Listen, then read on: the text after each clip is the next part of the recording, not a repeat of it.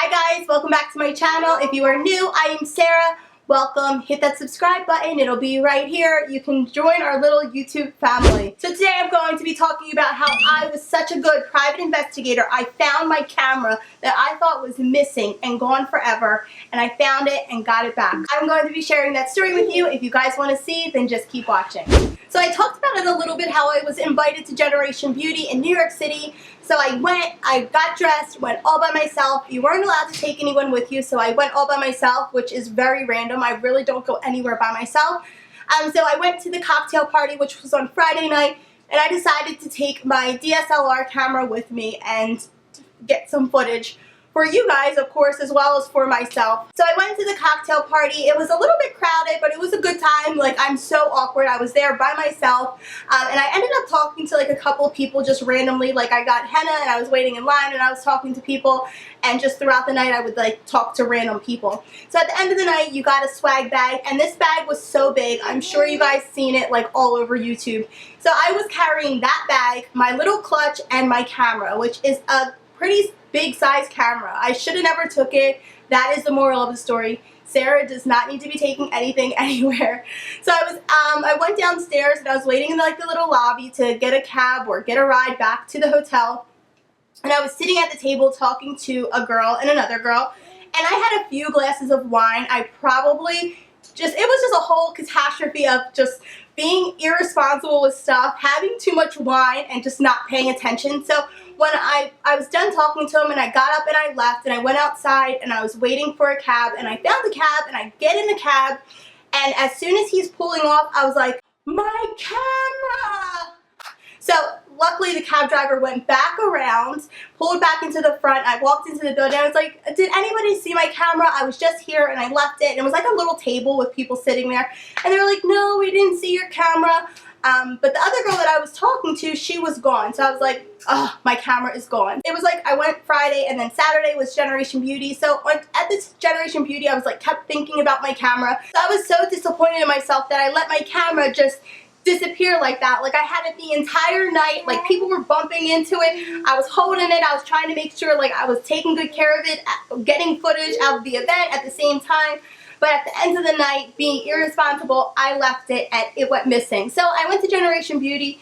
I had a great time there. It was a really fun time, but it was so crowded. Like, I didn't really get to talk to anyone. It was just, I don't know, it was just super duper crowded. So I came home and I was talking to my husband. I was like, I'm so upset that I lost my camera. Like, I need to look for a new camera, because that was the camera that I used to film YouTube videos. So I would keep going on there, like looking on eBay and trying to see like, well, you know, like what the price was for a used camera that I had, and I just would search through the, you know how eBay is, you just go through the bids and you search and see what's available. And I was also like looking on Craigslist. Mind you, I'm in Philadelphia. The event was in New York City, so like those listings really aren't near each other except for eBay, where it's all over. So that was on the 7th, and I just kept on kept on going through life. I did what I was doing. And then the other day I was looking on eBay again, because I was just pricing them. I was seeing like what was out there. And I'm going through eBay, and I look at a posting. I was like, that's my camera.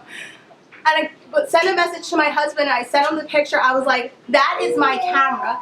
And I was looking at where the location is of where the camera was coming from, and I was like, babe, that is my camera. My camera has like this little white paint on it from a DIY, like, of course. And then there's like a little smudge on the lens, which was like two things that made me think that that was my camera. I was like, B, that is my camera. I put a bid in on the eBay listing, and I contacted the person. I was like, I know this sounds really, really random, but I was in New York earlier this month. I lost my camera, and I really think that the camera that you're selling is my camera. I was like, can you send me a picture of the serial number, because I still have the box and the receipt. I can match up the serial number with the box. So the person contacted me back, and they were really nice about it, and they were like, I don't know how your camera ended up in New Jersey. I'm not sure. I'm selling it for a friend. The seller said, my friend sold a camera. My friend found the camera, so I'm selling it for them. And I was like, okay. And when I was trying to like get a vibe from the person that was doing the selling, I could tell that it was a girl. So I was like, she was like selling like Forever 21 stuff and like Steve Madden shoes. So I was like, like, this has to be like a person that I was like at the event with. I was like, either it was the cab driver that I was in, or it was somebody at the event, and that's the only place that it could be, because if the camera was in the cab and the cab just let me go and look for it and then kept the camera, I was thinking it was either the cab driver, the security, or somebody at the event.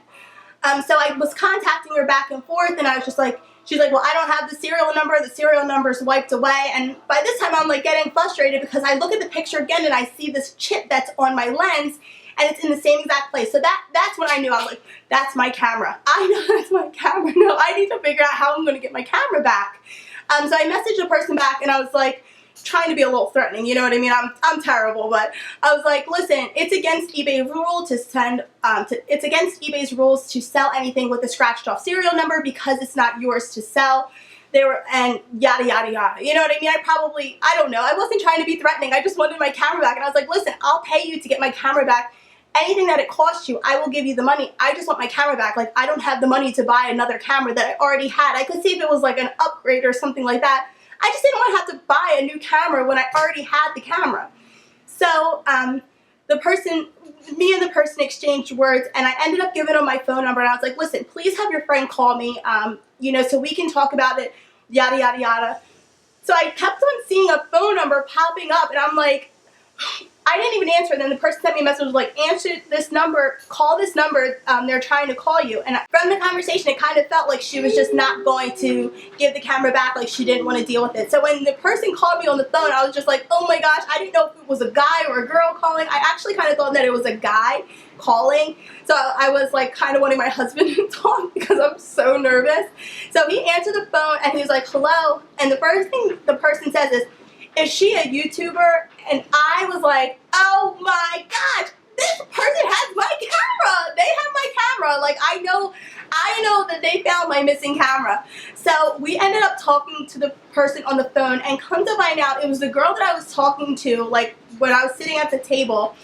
She actually picked it up, and she said that she was looking for me at Generation Beauty to give it back. She was carrying it around the entire time in a bag to give it back to me, but of course Generation Beauty was so crazy and crowded, like it was impossible to see people, recognize people, of course. So, you know, I was like, thank you, like, I will come and pick it up. She was at the Newark airport, and I'm in Philadelphia, so I was like, I will be there tomorrow. I drove all the way to Newark to get the camera, and I was able to retrieve my missing camera. And I was just my husband said to me, does this restore your faith in people? And I was like, heck yeah, because the odds of being able to find my camera that I lost in New York City, what, 2 or 3 weeks later, is just crazy. And I had to share the story because I thought that was actually insane. I'm going to put a link to her channel down below. It is absolutely nothing but love to the girl that picked up my camera. I was able to retrieve it, so I want to say a huge thank you to her. How random is that? Like, that, I contacted Ipsy.os, and I was like, hey, listen, I was at your cocktail party. I lost my camera. Is there anything that you can do? I contacted the venue. They never responded. Like, I was kept on looking and looking and looking. And the moral of this story time is do your due diligence. Don't just take the L. I was going to just take the L and just be like, well, whatever, I lost the camera. Like, it's my bad. And my husband said the same thing. He was like, I probably just would have took the L. But I'm like, I kept on looking and kept on looking and kept at it. And that's what got me my missing camera back. So I am beyond thankful. I'm so grateful to be able to have my camera back. Like, it's just a blessing to not have to put out the money again for something that I already paid for, you know? So that is my story. I think that is a pretty crazy story to be able to find. New York City is huge, and there's so many people. And of course, she was doing what anybody would do. I'm mostly sure just about all of us would do the same thing. If you can't find the owner of the camera, what are you going to do next? Either sell it or give it away. She said she already had one of her own, so she was selling it, and that's, you know, that's what it is. So YouTube never ceases to amaze me. The stories that I keep having from this YouTube experience is crazy. I'm just so thankful. So I'm back with my camera to bring you guys awesome videos. I hope that you guys enjoyed this video. If you did, give it a thumbs up. If you are new or aren't subscribed to my channel, please hit that subscribe button. It'll be right here or down below. You can subscribe. Also, guys, if you guys are not getting notifications to my videos because I think YouTube hates me and they're not putting my videos in description boxes or subscription boxes, Yeah, I think YouTube hates me because my views are so down, it's not even funny. But there's a little button underneath the subscribe, and I'm going to show you guys how to do it right now. You can click that button and it will send you an email notification straight to your phone or your email, and you guys can be notified when I put out new videos. I always put out at least 2 videos a week. If not 2, it's always 1. So always come back every single week if you are subscribed and look for a new video. Yeah. So spread the word that YouTube hates sensational finds, and we're going to try to get it back and better.